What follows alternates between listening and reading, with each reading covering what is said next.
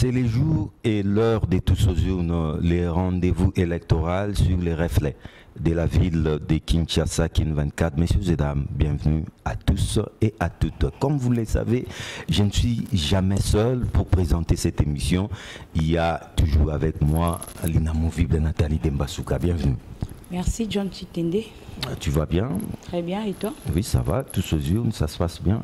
Ça se passe bien au rythme du pays. Les échos auprès des téléspectateurs, les feedbacks, ça se passe comment? Ça évolue en tout cas parce qu'on a les réactions des fidèles téléspectateurs du reflet de Kinshasa, comme toujours, quand c'est avec John Chitende, les duos incontestables. Merci d'être là. Alors, notre invité n'est plus à présenter, hein. Il s'appelle Donald Kabasele, juriste, avocat des professions, mais on les reçoit beaucoup plus comme étant les coordonnateurs de communicateurs de l'Union Sacrée. Donald Kabasele, bienvenue dans Tous aux urnes. Merci John, merci aussi à madame la journaliste pour cette invitation. Vous avez peut-être oublié de dire que je suis aussi cadre au sein de ces grands partis présidentiels. Tout à fait, j'allais le dire. Et puis, voilà. Combattant de sous les bois. Combattant de sous les bois d'abord, oui. Et puis après, coordonnateur des communicateurs de l'Union Sacrée. Maître Donald Kabasele, nous connaissons très bien l'UDPS. L'UDPS a harangué les foules. L'UDPS, nous le connaissons comme un parti qui s'est mobilisé des masses, qui s'est contesté. Il l'a démontré sous le règne de Joseph Kabila Kabange à cause des élections. Pas un seul jour de quoi, comment on appelle ça, de glissement avec Joseph Kabila Kabange. Maître Donald Kabasele, aujourd'hui, l'UDPS est aux affaires. Dites-nous, les élections, c'est déjà en 2023. L'UDPS qui est aux affaires, parce que c'est un gouvernement de l'UDPS, va-t-il organiser les élections dans les délais constitutionnels? Merci pour votre question. Je vais qu'on fasse d'abord une nette différence entre l'UDPS comme parti politique, ça veut dire un fait privé, et les gouvernements de la République qui gèrent le pays au quotidien. Le point de vue de l'UDPS ne sera pas le point de vue peut-être du gouvernement. Par coïncidence, ça peut l'être, mais par destin, ça peut peut-être être opposé. Ça, c'est une précision. Mais le point de vue que l'UDPS peut influencer, c'est du gouvernement. Non, parce que je veux d'abord que nous soyons à l'idée, que nous gardions d'abord à l'idée que l'UDPS est un parti politique qui est un fait privé et que le gouvernement, c'est une institution qui n'a pas que l'UDPS comme animateur. Ça veut dire, il y a beaucoup d'ailleurs pour notre gouvernement des Warriors, vous savez que celui qui est à la tête n'est pas un fils UDPS. Ce n'est pas pour autant qu'il n'est pas Premier ministre. Et vous trouverez tout le parti politique, l'UNC, le PPRD, l'AFDC, vous trouverez presque tout le parti politique au sein du gouvernement. Cette nette différence, elle a lieu d'être. Vous comprendrez au fur et à mesure qu'on évolue. Ça, c'est d'abord, il fallait planter ces décors. Pour rencontrer votre question, l'idéal pour nous en tant que parti politique, c'est que demain, en 2023, qu'on ait des élections.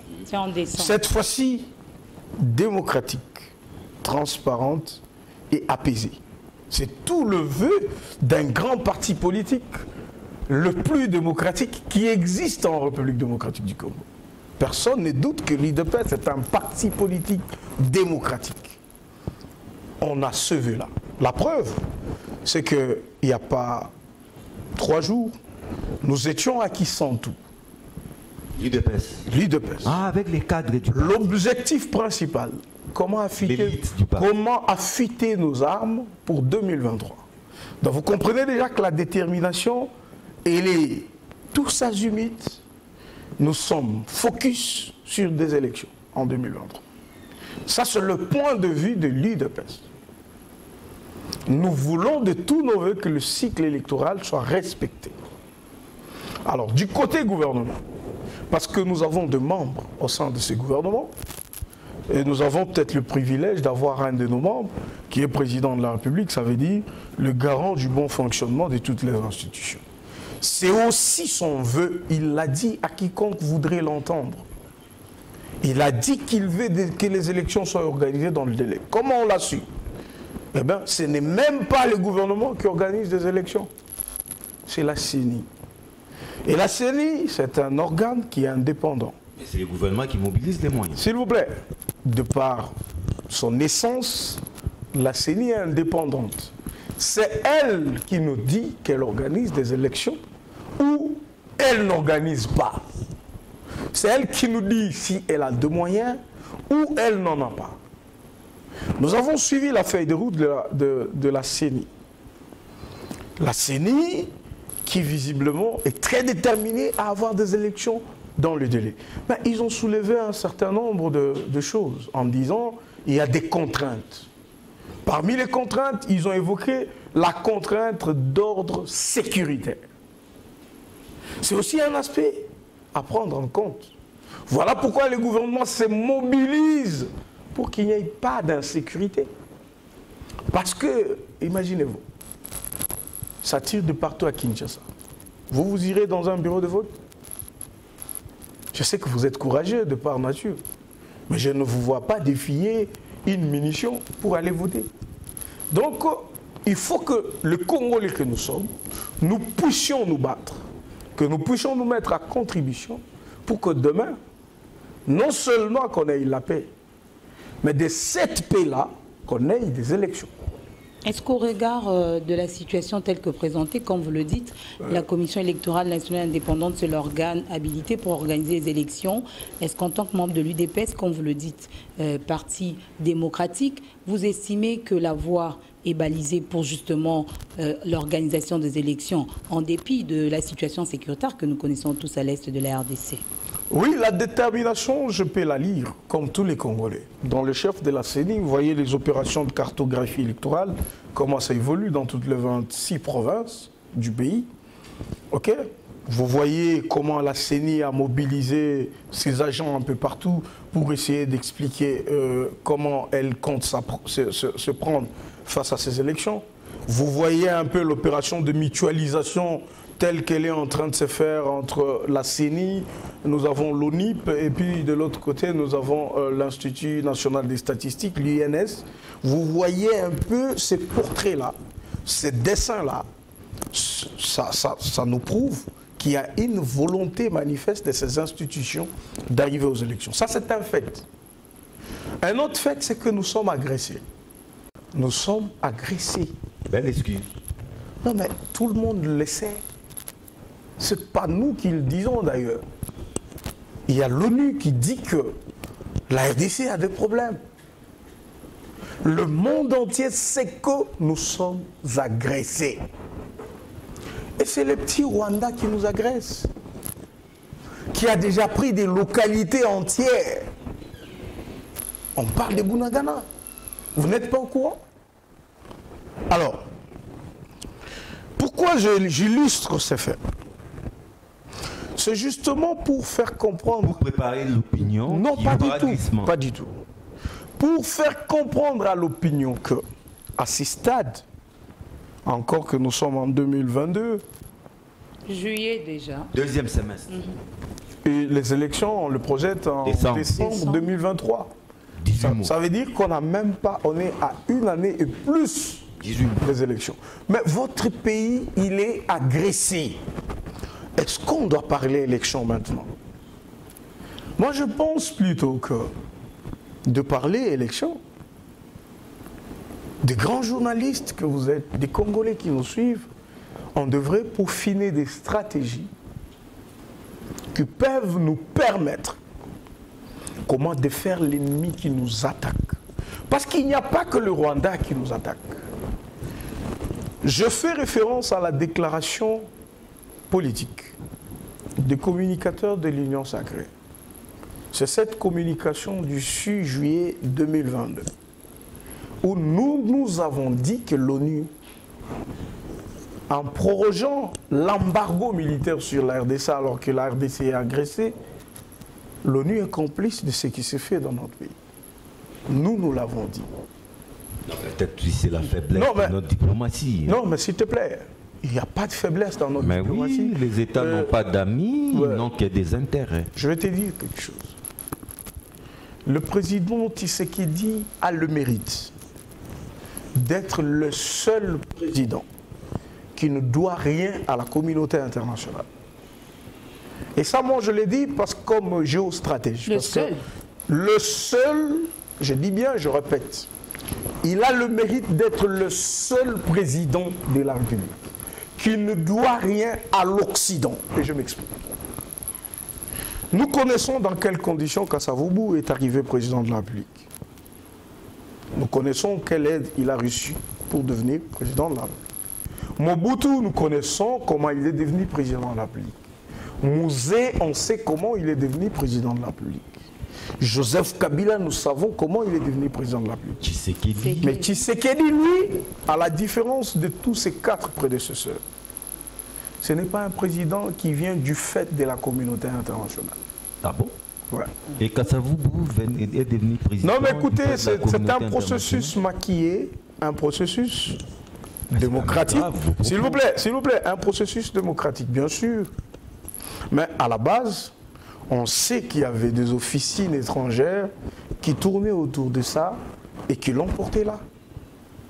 Mais Tshisekedi, on sait que la communauté internationale était en train d'appuyer Martin Fayoulou. Vous le savez? Une partie de la communauté internationale. Une grande partie. D'abord, c'est une nébuleuse. Une grande partie de la communauté internationale. Et Tshisekedi était visiblement seul avec le peuple.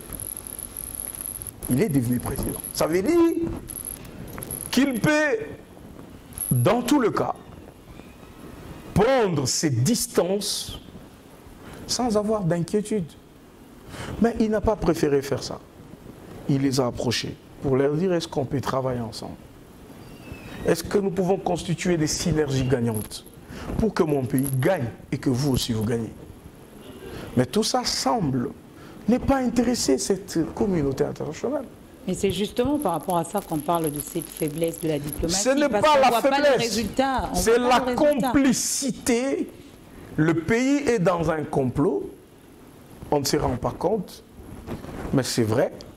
Le pays est dans un complot international. International, c'est connu. Hein? Internationalement organisé. C'est un refrain, on est connu. Ça veut dire que derrière le Rwanda, nous ne voyons pas que le Rwanda, nous voyons le multinational et nous voyons des grandes puissances qui le jour nous disent que nous pouvons coopérer et la nuit nous attaquent. L'ONU est dans notre pays, ça fait plus de 20 ans. L'ONU est venue parce que nous, on ne savait pas nous défendre. L'ONU devrait venir nous aider. Sur invitation. Voyez-vous? Et on compte plus de 10 millions de morts aux côtés de l'ONU. Vous pouvez expliquer que les Nations Unies ont échoué à faire la paix en RDC?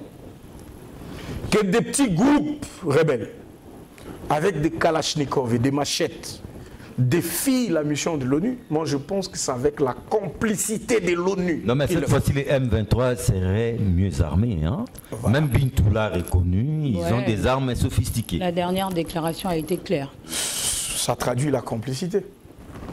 Est-ce que la mission de l'ONU, l'ONU a pour mission de dire, attention, hein, l'adversaire est bien équipé, hein, vous n'êtes pas équipé. C'est quoi l'idée derrière? C'est le réveil, par exemple? Non, c'est de faire peur aux FARDC qui se disent, attention, vous ne serez pas. Démobilisation. Ok? Et nous dénonçons ça. Notre position n'est pas celle du gouvernement. Non. Nous sommes une structure informelle, mais qui tonne. Parce que c'est des Congolais finalement. On en a ras-le-bol de tous ces vieux discours, de toute cette coopération qui n'a rien produit à ces jours.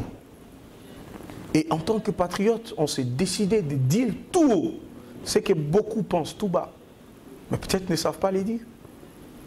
Et j'appelle les Congolais, partout où ils nous suivent, à comprendre qu'on doit se réveiller devant cette complicité. Parce que finalement, c'est notre pays qu'on va perdre. Moi, j'ai réalisé que vraiment, ces gens, ils sont capables de brûler tous les Congolais pour rester seulement avec le Congo. Ça aura servi à quoi qu'on ait la grande mission de l'ONU dans notre pays et que finalement la guerre ne finit pas? Qu'est-ce qu'ils font?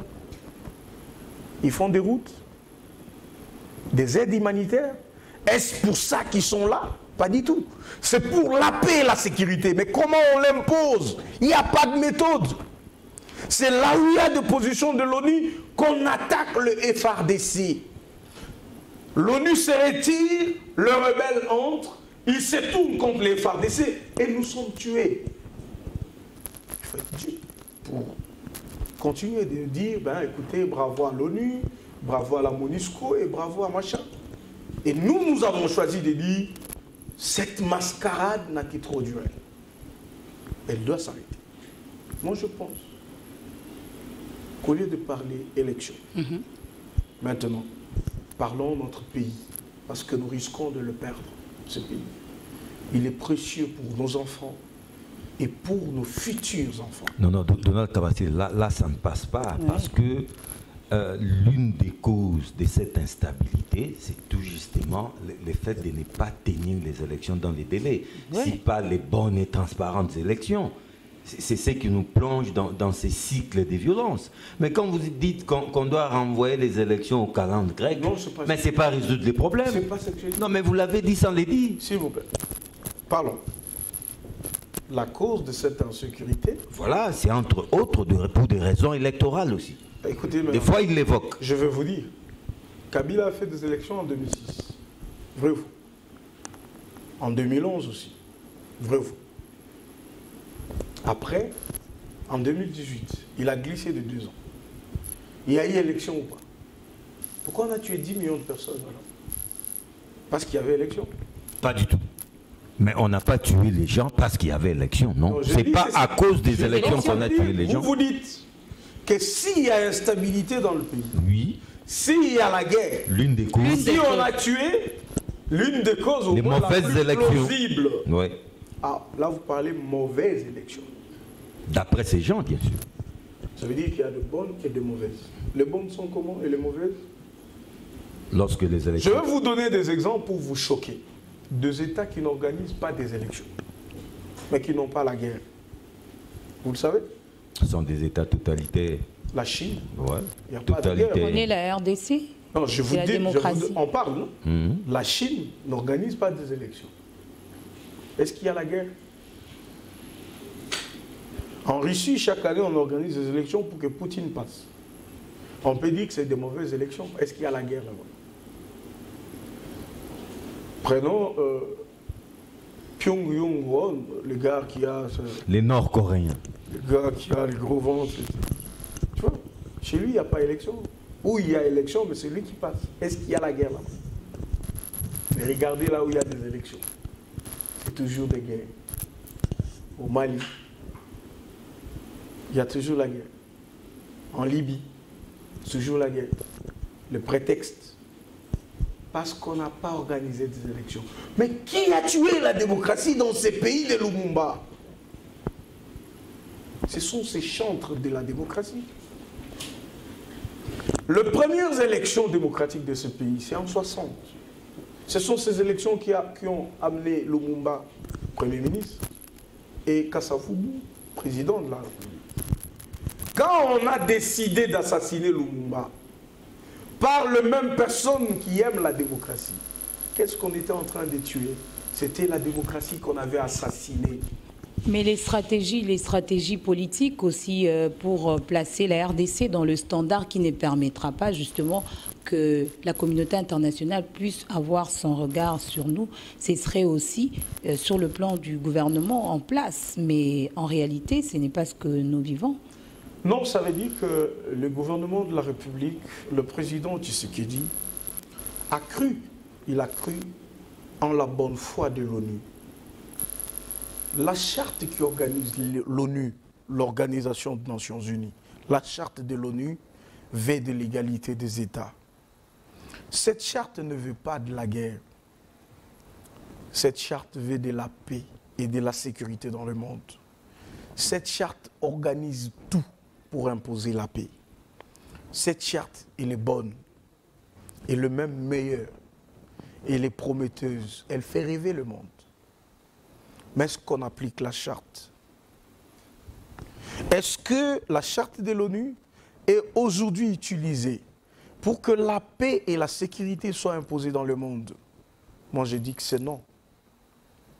Donc, la RDC est un État dans le monde, est une nation dans le monde, une nation qui a cru au principe de l'ONU et qui le respecte. Mais nous vivons ce que nous vivons.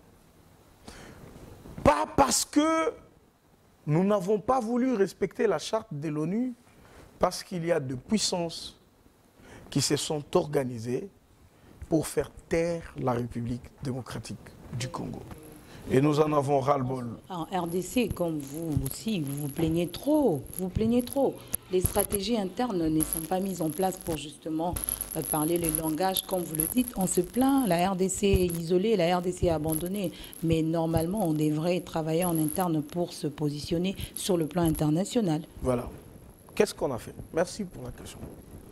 La première stratégie, le président s'est dit que devant ce complot, seule une armée républicaine constituée de nos concitoyens peut défendre son pays. Nous nous sommes dit que nous n'avons pas besoin de compter sur qui que ce soit. Nous devons compter sur nous-mêmes. Aujourd'hui, nous nous plaignons que l'armée est infiltrée, que nous voyons les gens de nationalités diverses dans notre armée. Mais on ne se pose pas la question qui nous a imposé ça. Vous vous rappellerez, quand l'ONU a décidé que nous puissions prendre tous les groupes armés, que nous puissions les réintégrer dans notre armée, que nous puissions parler le même langage. L'ONU savait qu'il y avait des groupes ougandaises, rwandaises, burundaises dans les rangs de nos FARDC. On nous a imposé de les accepter avec leur grade. Ils sont généraux dans notre armée. Ils sont des colonels dans notre armée. Aujourd'hui, maintenant l'armée est infiltrée. Qu'est-ce qu'on va faire? Il nous faut constituer une armée des Congolais qui peuvent se battre pour leur pays. Voilà pourquoi les collectifs des communicateurs que j'ai l'honneur de diriger a pris le message du président de la République et nous avons voulu matérialiser ce message. Le président a dit ceci dans son discours du 30 juin. Il a dit: j'invite la jeunesse à intensifier son soutien au FARDC en s'enrôlant massivement dans le rang de nos FARDC. C'est la seule hypothèse qui nous reste. Vous savez, l'ennemi est étonné, John. Comment? Nous n'avons pas de grandes armes parce que l'ONU nous a refusé, nous, d'avoir des armes. Depuis une vingtaine d'années. Mais nous battons les rebelles. Ils sont étonnés. Ah bon? Nous battons les rebelles? Nous le battons à chaque fois. Où serait Bunagana? Il y avait 58 localités récupérées depuis 20 ans. Avec l'état des sièges, on a récupéré 49 localités. Sauf Bunagana? Non. Même Bunagana a été récupéré. Toutes les localités qui étaient dans le main des rebelles, c'était des carrés miniers. Même des aérodromes et des aéroports. On a récupéré aux mains des FARDC et l'ennemi nous a dribblés parce que la complicité elle est grande. Les troupes qui étaient placées vers l'entrée de l'Ouganda à côté de Bunagana, ces groupes se sont organisés pour que cette partie soit sous le contrôle des rebelles. Alors, dites-moi un peu, vous allez défaire le rebelle à 99%, il y a 1%, on regrette que Bunagana soit jusque-là sous le contrôle de ces criminels, de ces renégats, ok? Nous les regrettons. Mais il ne faut pas ignorer les efforts que notre armée a su faire. Ces gens-là, ils ont des hobbies. qui lance à plus de 100 km. Et ça arrive chez nous. Mais nous, on nous a privés de cette possibilité-là, d'avoir aussi des hobbies comme ça. Le Rwanda, lui, n'est pas sous état de siège. Mais on peut contourner cela. Mais nous sommes sous état de siège, sous embargo. On peut les contourner. Le Rwanda n'est pas sous embargo. Mais pourquoi l'ONU fait ça? Les Congolais doivent se poser cette question, John. On doit arrêter de voir la question dans ce sens. L'ONU sait que la RDC est agressée. Comment l'ONU permet que le Rwanda se procure toutes les armes qu'il veut? Mais la RDC, elle ne peut pas. Comment c'est possible? Pourquoi les Congolais, on ne veut pas en parler? Mais on doit briser ces tabous. Trop, c'est trop, mon frère. Trop, c'est trop. Pourquoi nous? Et pas eux? Pourquoi? Ils peuvent être au Rwanda, ils lancent des obus chez nous. À 100 km, ça nous arrive. Nous, on n'a pas de canons qui émettent à 150 km. Ces armes-là, on nous a privés, on ne peut pas les avoir. Cette procédure, cette putain de procédure de notification, c'est une mascarade. Des stratégies de contour de la situation. Voilà pourquoi nous nous sommes dit d'abord, recrutons les Congolais. Que les Congolais soient nombreux dans le FRDC. On aura une réponse à court terme. Non, on peut la faire même à long terme. Et pendant ces temps, les élections, j'ai dit ceci. Je vous ai dit, qu'il est impossible de parler élection en ce moment où moi, en réalité, je vais vous faire comprendre que je veux bien qu'on parle élection. La CENI s'organise. Je vous ai dit qu'il y a une cartographie et des suites patati patata, des choses qui se font. Ouais, un semblant. C'est ça que je dis. Non, écoutez, ça veut dire la CENI travaille. Le gouvernement est prêt à financer. Mais il y a un fait. Le fait, c'est que nous sommes agressés. Moi, maintenant, je me pose une question. Elle est intelligible, cette question. Est-ce qu'on va parler de 2023? Dites-moi, on est parti aux élections, John. En 2006, on est parti aux élections. Ça n'a rien résolu comme problème. 2011, on est parti aux élections. Ça n'a rien résolu comme problème. 2018, on est parti aux élections. Ça n'a pas mis tout le monde d'accord. Par conséquent, s'il te plaît, 2023, ça sera la même chose. Par conséquent, n'allons pas aux élections. S'il te plaît, ce n'est pas ça que je veux dire. Mais je veux qu'on réfléchisse. C'est une conclusion logique. Nous avons besoin de développer notre pays. C'est ça un peu. Moi, j'essaie de comprendre et de synthétiser la situation. Tout ce qu'on recherche derrière ces élections, c'est que le pays soit beau, qu'il y ait de bonnes routes. Plus beau qu'avant. C'est ça, non? C'est ça, oui. Mais est-ce que on ne peut l'avoir que derrière toute cette procédure-là? Je vous donne l'exemple des pays même voisins. Même le Rwanda dont vous parlez. Elle fait des élections, mais il n'y a que ces dictateurs-là qui reviennent, non? À Brazzaville, ici, il y a des élections, n'est-ce pas? Pourquoi les nôtres, ça doit poser? Pourquoi on est envoûté? Pourquoi on est envoûté? Non, je vais vous dire un truc. Mon frère. C'est une échéance électorale constitutionnelle qui doit être respectée. Je suis d'accord. Sont légalistes. Je suis d'accord avec vous. J'accepte que notre constitution a prévu qu'il doit y avoir un cycle des élections. Je suis d'accord. Mais moi, je vais au-delà. Cette constitution, c'est nous qui l'avons rédigée. Et qui l'avait défendue. C'est bon, non? C'est nous. Ça veut dire que nous sommes ces personnes-là. Nous pouvons proposer même autre chose. Pour qu'on se développe demain. On aura des élections. Comme tu veux des élections. Quand? On en aura. Quand? En après 2023, tu as dit? Tu as parlé de 2023? On en aura. On reviendra sur cette scène ici en train de nous dire encore des choses. Sur des... Non, c'est tel qui a gagné. Non, c'est pas tel. Non, c'est tel qui a élu. Hein? L'autre proclamé, l'autre sera élu, ainsi de suite. Et comme on le disait à l'époque, il y aura toujours un matin, il y aura un soir. Mais qu'est-ce que le pays aura gagné? Est-ce qu'on ne peut pas se poser de bonnes questions sur notre pays? Quelles sont ces bonnes questions? Comme par exemple la révision de la Constitution, pas pour du justement. Tout. Bon, parce que ça fâche. Oui. C'est des sentiers battus. C'est des histoires qu'on a tracées. Et quand vous les suivez, peut-être, vous n'êtes pas auteur, vous ne comprenez rien. Vous allez tout droit, Naliboulou. Pourquoi les Russes, ils font autre chose que ça? Pourquoi les Chinois, ils font autre chose que ça? Et ça, leur pays se développe. Pourquoi? Et pourquoi pas nous? C'est impossible. Que nous aussi, on réfléchisse comme les autres pour trouver des formules. Donc, Donald Kabasile, pour le moment, il n'y a pas lieu de parler élection, mais de quoi doit-on parler?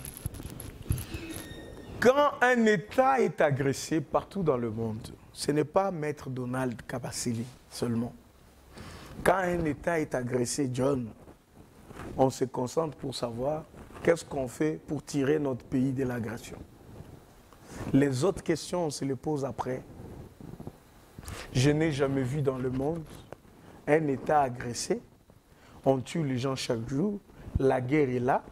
Les gens maintenant, au lieu de parler de comment on peut sortir notre pays dans ça, on parle comment les élections vont se Donald, savez-vous que même sous Joseph Kabila Kabange, cette partie était toujours instable, hein? Cette situation date, mais il y a eu élection. D'ailleurs, une partie de la République, il n'y a pas eu élection parce que l'instabilité était totale. Apparemment, on peut épargner cette partie de la République, mais on organise les élections. Oui. Je vais te satisfaire. Il y aura élection en 2023. Ça, c'est pas nous Vous êtes satisfait? Non, c'est pas ça. Il y aura élection en 2023. C'est une obligation constitutionnelle. Si, il y aura élection en 2023. Ce n'est pas moi qui l'a dit. La CENI l'a dit. Le gouvernement l'a dit. Vous êtes maintenant d'accord? Maintenant, écoutez maintenant ma réflexion. Ouais. Qu'il y ait élection en 2023 ou pas, ce n'est pas mon truc. Je veux que nous orientons notre débat à savoir quelle stratégie nous pouvons mettre en place pour sauver notre pays. Parce que le complot que moi je vois dans mes analyses, il est plus grand que les élections, ce complot. Je vous donne un exemple. Imaginez qu'une rébellion surgisse ici au pays. Vous allez parler des élections en 2023? Quand Mouzé est arrivé à Kinshasa, il s'est posé la question qu'il y avait une constitution qui existait. Tout était par terre. Tout était par terre. Les magistrats par terre. Le contexte est différent. Je vous fais comprendre ce qu'une rébellion peut faire dans votre pays. La rébellion peut bousiller même la Constitution. Les terrorismes là, ils peuvent mettre tout par terre. La Cour constitutionnelle par terre. Cassation, tout par terre. Et il y a des gens qui viennent là, qui commencent à vous dire, ben écoutez, nous mettons 13 articles. Tu les respectes, tu es vivant. Tu ne respectes pas, tu es mort. Est-ce qu'on va encore faire des débats et qu'est-ce qu'on fait pour des élections en 2000? C'est pourquoi j'ai dit que concentrons nos énergies à parler de comment nous pouvons sortir notre pays dans le complot où il est. Mais qu'est-ce que Félix, ne soyons pas distraits. Qu'est-ce que Félix Tshisekedi fait actuellement pour justement nous emmener là où vous dites à sauver le pays qui est justement agressé? Merci. Qu'est-ce que Félix fait? Il donne le moyen nécessaire à l'armée, bien qu'elle n'a pas assez d'équipement, pour que l'armée se batte. Et notre armée est en train de remporter des victoires. Je vous ai parlé d'autant de localités récupérées de main de rebelles, des carrés miniers récupérés de main de rebelles, des aérodromes récupérés aux mains des rebelles. Il a réussi à imposer ne fût-ce que ça dans la partie Est. La conséquence de ce qu'il a fait. Le Rwanda a vu sa production minière être réduite de 40%. C'est pourquoi le Rwanda se fâche. Parce qu'ils ne savent plus s'approvisionner avec des minéraux qu'ils avaient ici, le minerai de sang. Ils ne savent pas faire leur trafic. L'état des sièges que Tshisekedi a mis les a troublés à ce point. C'est un fait. Deuxièmement, Tshisekedi parle à toutes les nations du monde pour leur faire comprendre que ce que vous faites à la République est injuste. Essayez de reconsidérer votre position. Nous sommes un État qui doit vivre. C'est la diplomatie qui mène. Tshisekedi ne dort pas. Il est à Luanda parce qu'il faut la paix. Il est à Nairobi parce qu'il faut la paix. Il va à travers le monde parce qu'il a besoin de la paix. Il a besoin de faire comprendre à ces gens que nous devons nous battre dans la paix et non dans la guerre. Est-ce qu'il faut? C'est ce qu'il fait. Il faut. Qu'est-ce qu'il fait? Il conscientise la jeunesse à dire, enrôlons-nous dans nos FRDC. Même, il est arrivé de moments en France où il y a eu des jeunes filles comme Jeanne d'Arc. Vous allez dire que la France n'était pas forte. Il y a eu une enfant de 12 ans, Jeanne d'Arc. Quand elle a vu l'agression anglaise, elle a pris les armes. Elle a défait tout un bataillon. Elle a sauvé la France. Elle a sauvé la France. C'est qui notre Jeanne d'Arc? C'est Asta, c'est Stade, c'est ce que nous invitons. Voilà la campagne que nous faisons aux Congolais. C'est pour leur dire, soyons des Jeanne d'Arc du Congo. Soyons des Lumumba du Congo. C'est à ce moment, les héros sont nés dans la guerre. C'est ici qu'on doit se battre. On ne doit pas laisser notre pays. On ne doit pas se laisser distraire. Ce discours-là de « Oh, regardez les élections et tout. » C'est de la distraction. Non, écoutez, à ce stade ici où le pays est agressé, c'est une façon de distraire notre armée et notre peuple. Ça, je vous dis.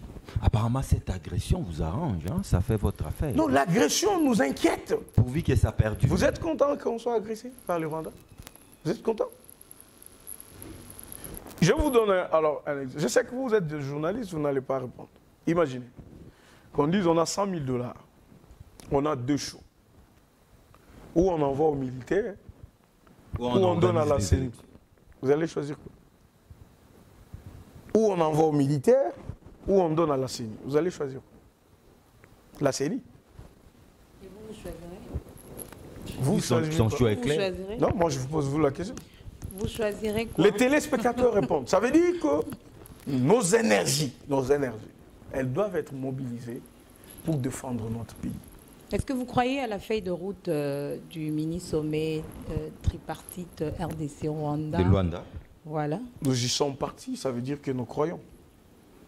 Parce Mais nous savons que Kagame, Il y a un amalgame à propos. Oui. Hein. Nous savons qu'il est de mauvaise foi. Le Rwanda dit qu'il n'y a eu aucune feuille de route. Voilà. Ouais, c'est ce que j'ai dit. Nous savons qu'il devrait dire ça. Et mais nous avons dit, écoutez, monsieur, si ça ne marche pas, eh ben, on va se faire la guerre. Hein. On va se faire la guerre. Finalement, on a opté pour C'est la guerre. l'option, Oui. apparemment. c'est Non, l'option. on a dit qu'on ne va pas exclure cette hypothèse. Mais je ne sais pas ce qui se fait déjà là-bas si ce n'est pas la guerre. Parce que les gens ont besoin de voir la guerre. Allez-y à l'Est. Vous allez sentir la guerre. Ça chauffe. Et bravo à nos FRDC. Vous ne savez pas ce qui se passe. Parce que déjà... Au Rwanda, on enterre chaque jour. Les gens qu'on envoie dans les M23 sont enterrés chaque jour. Et ils connaissent la foudre. C'est ça que les gens ne veulent pas dire à la place publique. Ils ne comprennent pas. Ces gens n'ont pas assez d'armes. Mais comment ils font? Mais ça tombe bien. Vous êtes le coordonnateur du collectif des communicateurs de l'Union sacrée. Ça pose un problème. On dit que des fois, Félix a beaucoup fait, mais il y a un déficit au niveau de la communication. Vous qui assurez la communication de l'Union sacrée, vous avez du pain sur la planche. Nous avons du pain. Peut-être les stratégies de nos amis institutionnels ne rencontrent peut-être pas les soucis du peuple. Le peuple a besoin de voir les gens communiquer comme c'était agressif à l'époque. Alors les autres, ils le font, je ne sais pas, avec de modération et tout. Voilà pourquoi nous sommes nés. Nous avons dit, ok. Mais vous n'êtes pas aussi tellement organisé. Nous sommes dit. Vous êtes tout le temps. Nous sommes dit. Vous êtes tout le temps derrière les autorités, en train de gober Tamatolo, tout ça. C'est ce qui vous intéresse. Non, c'est cette caricature-là qui pose problème. Vous êtes déjà divisé à cause de ça. S'il vous plaît. Justement. Voilà, c'est cette manière de caricaturer le bon Dieu. Des vrais matolistes. S'il te plaît, s'il te plaît. Vous connaissez Maître Donald Kabasele. Je ne peux pas être un matoliste. Je suis quelqu'un qui croit à mes convictions. Nous faisons des choses par conviction. Certainement, 2, 3 voyous peuvent s'inviter, créer la zizanie et tout ça, les désordres, mais ça passe tout de suite. Nous sommes là. C'est parce que nous avons notre ministre de la Communication, Patrick Mouyaya, qui fait bien son travail. Nous avons les directeurs de la presse présidentielle, Eric Ngendou, tous deux que je salue. Lui aussi fait bien son travail. Qui font leur travail. S'il te plaît. Eric. Nous, notre problème, c'est quoi? Quand c'est fait au niveau institutionnel, Pour relayer. nous sommes un canal par lesquels nous pouvons relayer. Nous pouvons être aussi informés des autres choses, peut-être qui ne sont pas dites sur ce plan institutionnel. Nous pouvons les dire. C'est pourquoi nous sommes là. Et donc, les Congolais doivent nous appuyer dans notre démarche. On ne doit pas se moquer de bonnes initiatives, parce que le pays est agressé par un petit pays, une province 7 de la RDC, le Rwanda. Il y a beaucoup de choses. Et donc, cher John, chère madame, je vous invite à commencer à dire aux Congolais de s'enrôler dans l'armée. Congolais, enrôlons-nous dans l'armée. Venons dans l'armée. Avant l'enrôlement pour les élections. Autant s'enrôler pour l'armée, peut-être après pour les élections. Mais d'abord, défendons notre sol. Les Israélites, nous sommes un État à majorité chrétien. Les Israélites se sont battus pour leur pays. Les Madianites se sont battus pour leur pays. Les Égyptiens se sont battus pour leur pays. Donald Kabasele, c'est aussi votre conclusion. On atterrit déjà en 60 secondes. Qu'est-ce que vous pouvez encore dire aux Congolais? J'invite les Congolais à comprendre que pour en finir une fois pour toutes avec cette guerre de l'Est, nous devons être conscients que la paix dépend de nous et pas des autres. Nous devons arrêter de croire qu'il y a des forces ou des puissances qui nous assistent. Nous devons nous dire que c'est à nous de définir notre paix, c'est à nous de définir notre sécurité. Avant de le faire, enrôlons-nous dans le FARDC. Le vrai Congolais, j'ai dit le vrai Congolais, venez vous enrôler dans le FARDC. Ayons cette armée forte, cette armée nationale, cette armée des Congolais qui ont les soucis du Congo. Nous allons vaincre cette guerre. Et par rapport aux élections? S'il y a des aides que nous devons recevoir, ça sera des aides des amis de la RDC qui veulent le bonheur de la RDC. Un mot quand même. Pas de ceux-là qui viennent sous prétexte d'aider la RDC, mais qui organisent des complots de balkanisation, des complots de sécession, des complots de division pour la RDC. En une phrase, s'agissant des élections. Les élections vont venir. Les élections seront organisées en 2023. Éteignons d'abord les feux. En 2023.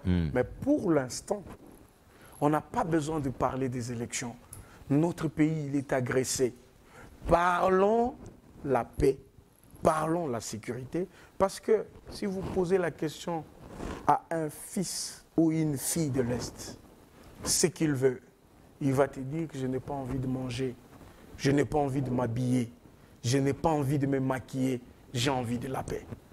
Et quand nous parlons élection, quand nous parlons élection, pour nous c'est des prestiges, parce que nous sommes en paix ici à Kinshasa. Mais nous ne devons pas être en paix à Kinshasa au moment où nos frères sont en train de souffrir à l'Est. Arrangeons-nous derrière eux, souffrons avec eux, montons des stratégies pour sortir notre pays du complot. Ça sera une très bonne chose. Donald Kabasele, cadre de l'UDPS, coordonnateur du collectif des communicateurs de l'Union Sacrée. Merci beaucoup, c'était à la fois un plaisir et un honneur. Merci John, merci madame. Merci, Nathalie Dembasuka, on dit quoi? Oui, moi je retiens le message, John. Il faut s'enrôler. Tu pourras aussi t'enrôler. Pourquoi pas? Pourquoi pas? Non, lui est vieux, lui est vieux. Il est vieux? Ah voilà, okay. Il a tout dit, ça m'épargne déjà. Ça m'épargne. Okay. Alors c'est sur cette note risible que nous terminons cette émission. Retrouvez tous aux urnes les lundis prochains à la même heure. Pendant ces temps, portez-vous bien. Au revoir.